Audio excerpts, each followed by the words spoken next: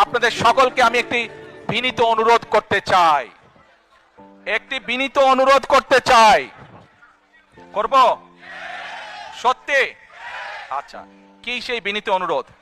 প্রিয় ভাই বোনেরা, আপনাদের সাথে আমি 18 বছর ছিলাম, বিভিন্ন সময়ে বিভিন্ন অনুষ্ঠানে অনেক মানুষের সাথে দেখা হয়েছে, আপনাদের সাথে বহু স্মৃতি আমার রয়ে গিয়েছে, আপনাদের সাথে বহু দুঃখ কষ্ট আমি শেয়ার করেছি।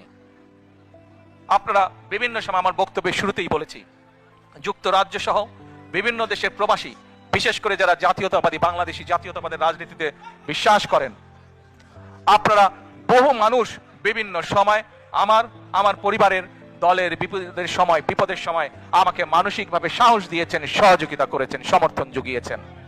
আজকে বিশেষ করে লন্ডনে যারা আছেন, বিশেষ করে তোমরা যারা ইয়াং আছো, ছবি তোলার জন্য পাগল হয়ে যাচ্ছ, প্রত্যেকের কাছে আমার একটি অনুরোধ, 25 তারিখে ইনশাআল্লাহ আপনাদের দয়া আল্লাহর রহমতে আমি দেশে ফিরে যাব।